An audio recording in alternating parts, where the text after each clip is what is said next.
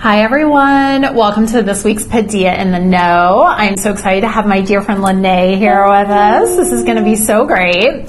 So Lanae and I have known each other for a long time. I'll just leave it at that. We used to work together at In Touch Weekly back in the day. So my goodness, probably well over 10 years ago now at this point. It's been a minute, but she is a very dear friend and I'm so grateful that you're taking the time to talk with us. I'm so excited to have this conversation. So we are going to get right into it because it is going to be a busy, busy day. Yeah. Or, well, a busy conversation topped out by a busy day. Thanks for having me. Oh my God, of course. So, I mean, you've worked in so many different celebrity outlets from Entertainment Tonight to In Touch Weekly, and you're currently at Hollywood Life. So can you tell me a little bit about your resume and what you've done, some of your highlights, and then also what you're doing right now? Sure. So I started my career, I interned at a PR firm. PR was not really my forte, so I wanted to do something in news involving celebrities that also incorporated television. And so I applied on a blind post on a whim for Entertainment Tonight and The Insider. And I stalked this woman. I mean, certifiably stalked her. I called, emailed. We had text, but you know, reached out, follow up, persistent. And I didn't know anybody there. So I was finally offered the internship and, you know, I needed the credits and my parents so kindly sent me. And it was the summer that Brittany and Lindsay and Paris and Nicole all had their missteps, we will say, to put it lightly. And you know, right away, I was filing tapes downstairs, and I'm like, this is not what I signed up for. So Wait, what did you think you were signing up for? I thought I was like, who knows? I mean, I was a naive 21-year-old at the time, I think, and I thought maybe I was going to be like on red carpets, like, I don't know. So I went up to this woman on my second day of work, and I said, hi. There was an open chair, and I go, I'm Lanae, I'm an intern, can I help you? And she goes, sit down over there. You've got one day. Let's see what you can do. So I don't even remember what it was. It was just like a crazy news day. I think it was the day that Paris Hilton went to jail. Oh, gosh. For the first time. Yeah. That was actually the same time that I was starting stringing at In Touch. Oh, it was that whole summer was like, what a time to be alive. Crazy. And I think I got like a statement from the cops or something. And you know, this is a job that nobody trains you for. Well, because you can't. You cannot train someone. You either get it or you don't. Right. And by the end of the day, she goes, I want you back tomorrow. And I said, great, can you please call, my supervisor's name was Lauren at the time. And I said, can you please call Lauren and ask her?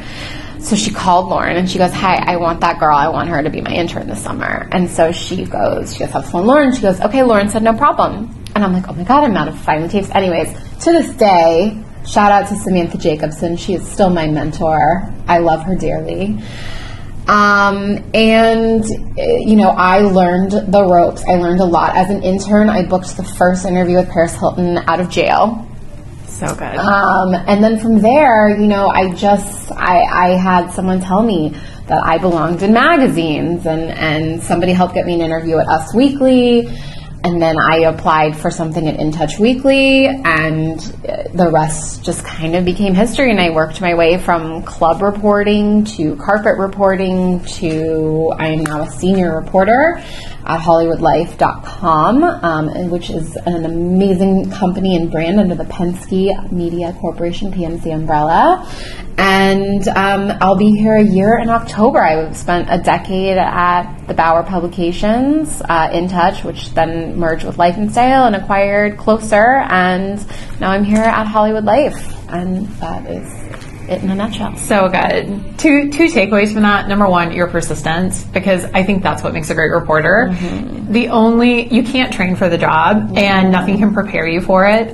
And persistence is key. It is the only way. You just literally have to be willing to try any possible to get the job done, because it's always the way that seems impossible. Yeah. That winds up being the one that works out, and the one that you think is going to be a great plan never works out. Totally. But I think the other takeaway from that is just knowing, like, you have so much enthusiasm for what you do and so much excitement for what you do. And I think that is just an awesome thing to have. And to be able to know so early on that is really like what you love and what you want to do is such a great thing.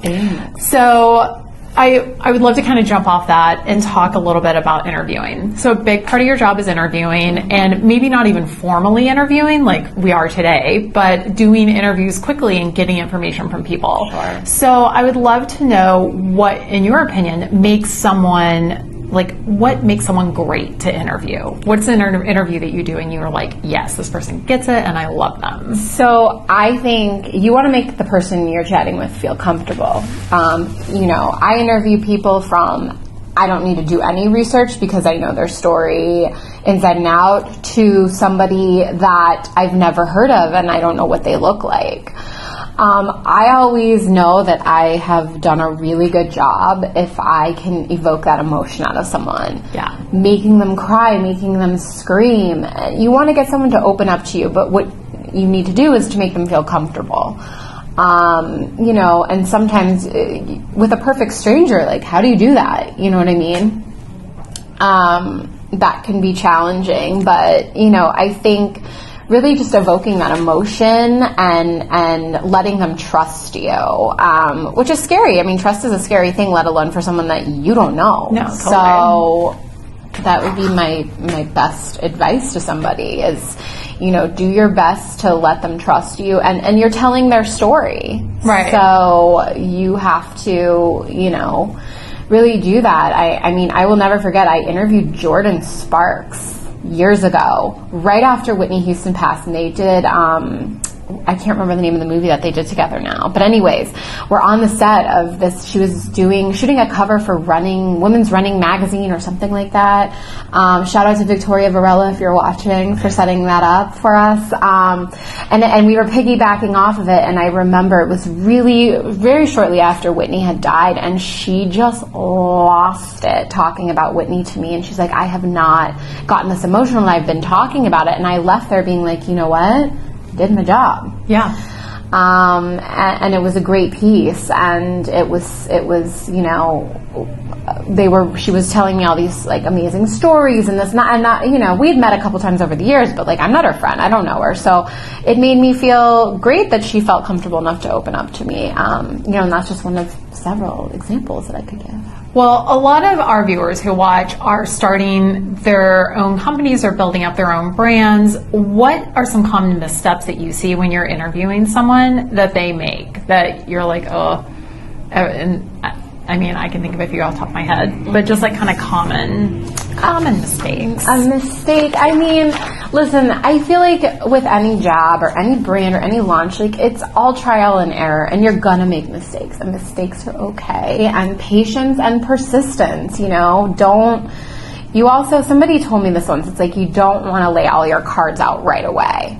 Because then if it's a slower season, a slower time, whatever, and, people are going to still expect that from you. Save some of your tricks in your back pocket, if you will, a little bit along your way. But, like you said earlier, it's so true. Persistence is key, but you don't want to be too much of an annoyance or a bulldog. You have to have balance, don't check in every single day. That's one thing when people, gently follow up, like give somebody 48 hours to respond unless it's like an emergency. Then you pick up the phone. That's the other thing. People don't pick up the phone anymore. You need something from me, pick up the phone, call me. It's so true. It's so true. It's crazy because I know I catch myself being like, oh, should I call them? Is that aggressive? Yes. And I'm like, no, it's saving 30 emails. Oh my God. I would rather talk to you for 5 minutes than send 20 emails. It's crazy. I so appreciate a phone call. Yeah, phone calls are key. So what are 3 tips that you can share for someone preparing for an interview so they can really nail it? You definitely want to do your homework. I think it's good to research. If it's somebody who you can watch a video on, I'm more of a visual learner. So I always say, you know, if I'm interviewing an actor, for example, like I interviewed an actor this morning, and I'll be honest, I wasn't super familiar with him before my interview. So I looked up his last little bit of work, and I watched the trailers on those projects to get caught up to speed. You know, these people, you're a stranger to them, but they're also a stranger to you, and that's okay. You know, sometimes the person interviewed before that, I know inside, outwards, frontward, backward, their whole story.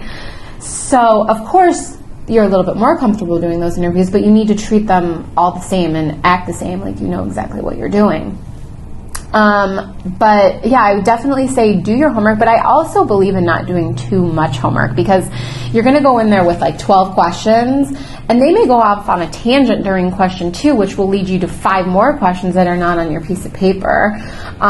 So do your homework, kind of have topics. I always go in with questions, but know that they're more of like loose, and just kind of feel the conversation out. Let them lead the conversation, unless it's like something you need.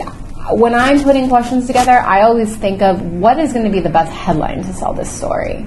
What are my readers going to want to read? What is the continuation of the last interview I did with them that I can pick up from? Or I always Google the person or anyone surrounding that person, and I always click the news tab, because I want to see what the news is reporting and how I can continue the story and come up with my own take and my own angle. You know, it's like XYZ just had a baby, and everyone's reporting they had a baby, but what's the next part of the story? How's their marriage? What are they doing next? Are they talking about baby number 2? Did they have health complications? How's their health? Rather than just, oh, well, let me piggyback off of somebody else's interview. Totally. And I think letting them lead the conversation is a really good tip, because I think a lot of people, when they're interviewing or when they're preparing for an interview, they're just thinking of a bullet of questions that they need an answer to, and they want it to be like a clean tennis match. And it really should be more of an exploration and more of a conversation, because you actually get better news that way, you get a better conversation that way, and you get better headlines that way. Absolutely. And the big thing, you know, that my job at Hollywood Life also entails is exclusive. Because exclusive is something that I have that somebody else is not going to have. And that's also a big misconception in our industry, is so many people label exclusive when it's not exclusive. And you know, here at Hollywood Life especially, we really do our job to break exclusive interviews, exclusive news, things that are exclusive that are ours, and then let other people pick that up, which is going to, you know, create more content and clicks to our site, which, you know, as, you know, for me, like that's kind of my job, is to drive traffic to the site. So the more news you can break, and the more on the record, I mean, that's the best, is getting going straight to the horse's mouth to get people to talk to you is a good thing. Yeah, absolutely. Well, kind of jumping off that, so here at Hollywood Life, celebrity angle is obviously really important. And I think when a lot of brands are reaching out, they maybe aren't so familiar with how to pitch an outlet like Hollywood Life. So I'd love for you to clarify a little bit about what a celebrity angle is in relation to a product or a brand, and then how a product and a brand should approach you when trying to pitch their launch to you or an event that they're having, and like what makes it a yes, and then maybe why it's not a yes. So for me, I think, you know, when somebody sends a pitch to something, they need to know who they're pitching, and make it direct. Like if something comes to our info at and we all see it, it's not personal. So I think personalize it. The way you're going to pitch me is not how you're going to pitch Variety, Deadline, Rolling Stone, whatever, if you will. So know who you're pitching, make it personal. That extra hi Amy versus hello XYZ really helps. For me, I'm going to take a look at it and just at the first line alone. Also, you know, tell me what you're pitching, but like make it concise. Nobody wants to sit there or has time to sit there and read 500 paragraphs. So I have, like, we had one that came across today. It's like, I have this actress, this is what they're promoting, this is when they're available for interviews. Those are the things that I'm looking at. You know, and again, I think if you have a product and you have a way to incorporate an interview, but know who you're pitching. If you're pitching, you know, an athlete, you go a different route. You know, as far as outlets are, or if you're trying to kind of mainstream that, you need to somehow tie it in. So get a sponsor or somebody that you're working with that appeals to a wide variety across the board rather than just one central, demographic.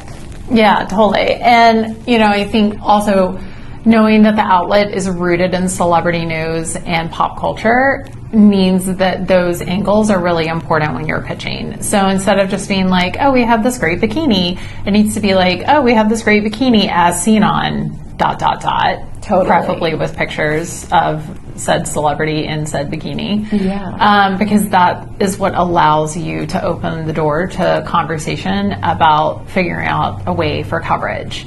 And a lot of times those routes of coverage have a lot of different possibilities. Mm-hmm. So don't think just because you don't have Kim Kardashian in it doesn't mean it's a yes or no. It just try to be creative, but also know if I'm pitching a bikini and I have a celebrity in it, I'm probably not going to hit up Rolling Stone. That doesn't make sense. Totally. So do your homework. And also social media, I'm not part of that whole YouTube generation, but I know people really care about that and are looking at those numbers now.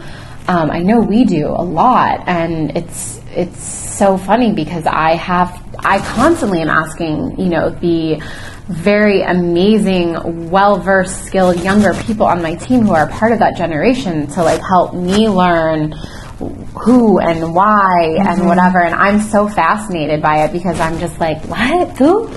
And also, if somebody pitches someone to me, the first thing I'm going to look at if they're here's XYZ, it used to be oh, I've never heard of them past, but now what I do with everyone because of YouTube and because of Instagram and all these social media stars that are just taking off, I go and see how many social followers they have, and if they'll do a swipe up for us, I say if they have 2 million followers and they're going to do a swipe up and tag Hollywood I always say yes.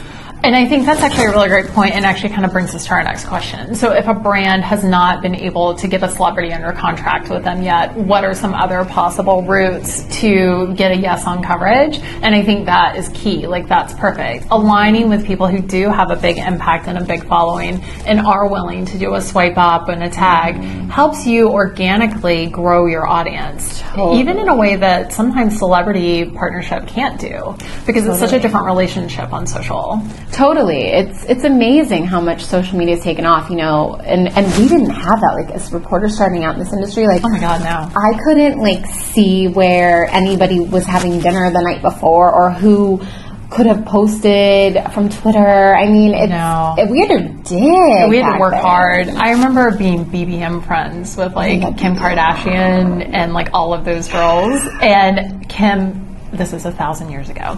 Kim would BBM me where they were going to be. Remember? She would tell us sometimes where she was going if we wanted to send a photographer or whatever. Right. And you had to work and build those relationships, and you had to really get in with people. And now I feel the beauty of social is you have such better insight knowing it's crazy. What's going on. It's crazy. Yeah, it's changed the game completely. Totally, I know. It makes it a lot easier for us to do our jobs, that's for sure. Love that. Yeah. Love anything to make it easier. But no, bringing it back to this, I do feel it's a great opportunity for brands to align with a mix of people instead of having to put all their eggs in one basket. And it also, for you as a journalist, it gives you options. It allows you to broaden your horizons, and it allows you to grow your audience in a more organic way through partnering with these different personalities that maybe even 5 years ago would not have crossed the radar, would have been a no. And now they can be a yes. Yep, very, very true. And also I think I always tell people too, charity components, if you make a donation to their favorite charity, or you somehow tie that in, because that's a way to get people to work with you when you don't have a big budget. That's a good point. That's smart. Good tips.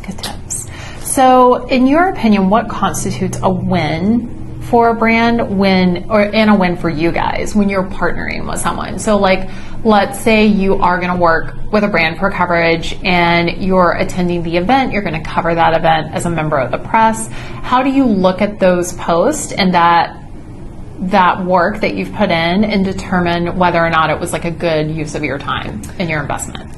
I mean, listen, we look at numbers, obviously, if we're just going to get Chandler being into the data.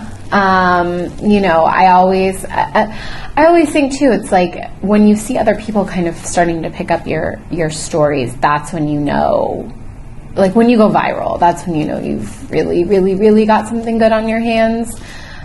Obviously, there's lots of stories that we do that we feel very passionately about and really good about, and they don't go viral. But again, I really feel like it's looking for the continuation of a story that's starting to pick up and build, and knowing your audience. You know, like you've got to know who your audience is and what your audience is going to want to care about. And sometimes you may not agree, but like fight for your stories. Fight for what you believe in. If you really truly believe that interview is going to do well and why, pitch it.